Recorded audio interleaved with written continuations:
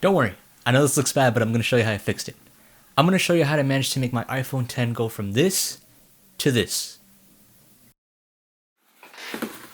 Let me just start off by saying that I'm not a big fan of cases. Personally, I feel it's kind of dumb to spend over $1,000 on a phone and it's gorgeous and sleek design, only to cover it up with 1.5 inches of silicone. I think that's a little silly.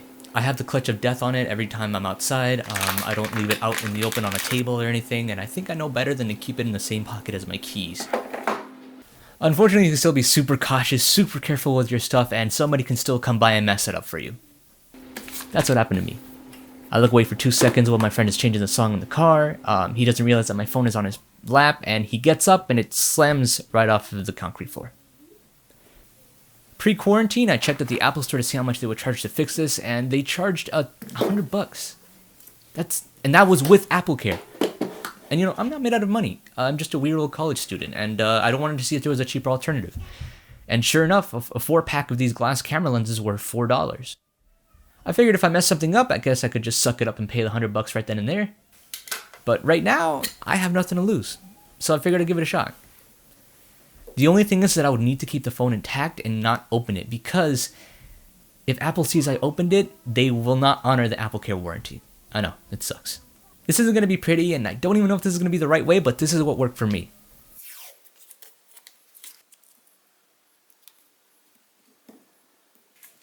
God damn it, I already cut myself, Jesus Christ. And we're off to a good start.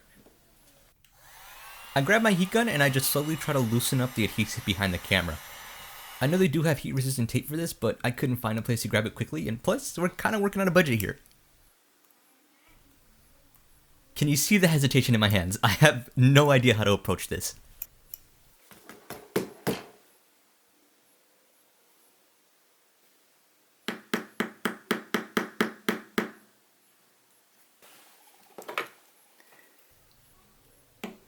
After about 10 minutes, I make my first discovery. Oh. I can put direct pressure with the Xacto knife to make a crack, and then use the blade to slowly chip out the pieces.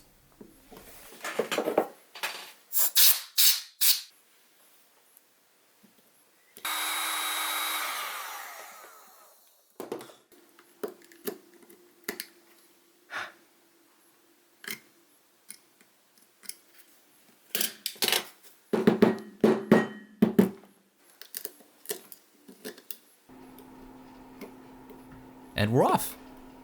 I continue to chip away in this process, continually spraying it with some really soft canned air. Ah, fuck, that's hot. Oh my god, it's so hot.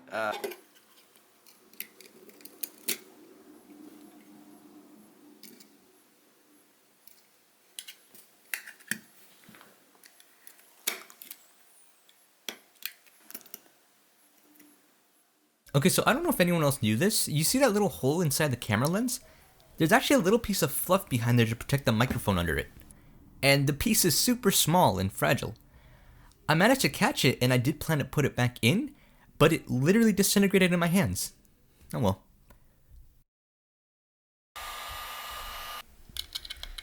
At this point, I'm about halfway done, and you can really start seeing the adhesive that it stuck to.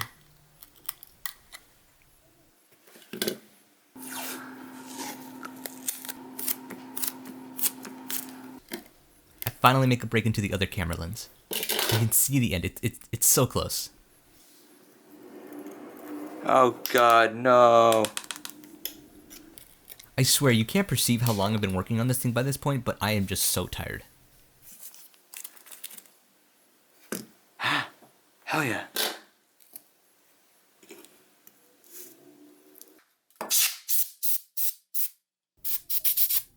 Also, I really should have used eye protection. Wow. Oh god, that was like a millimeter away from my eye.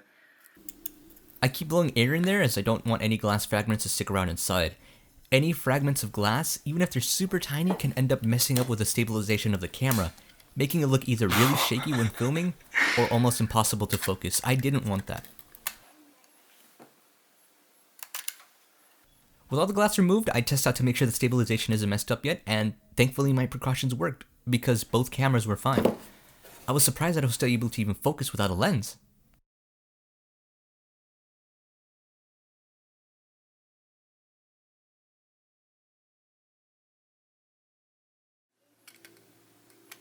I tried to scrape as much adhesive as I could, otherwise it wouldn't sit right, and then I test fitted the new lens.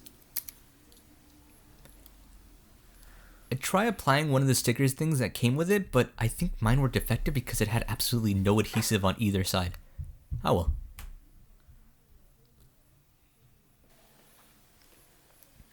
I prepared the surface with some B7000 series glue. This is special jeweler's bonding glue. It's designed to be put on metal and protects from vibration and water resistance. Only thing I don't like about this stuff is that once it starts running, it doesn't stop, so you gotta commit.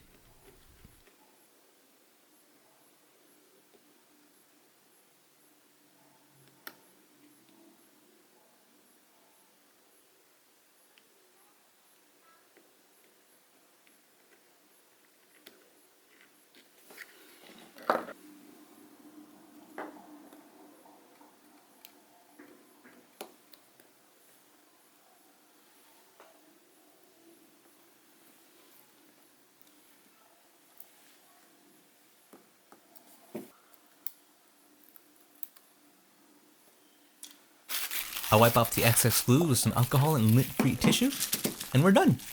It doesn't look too bad.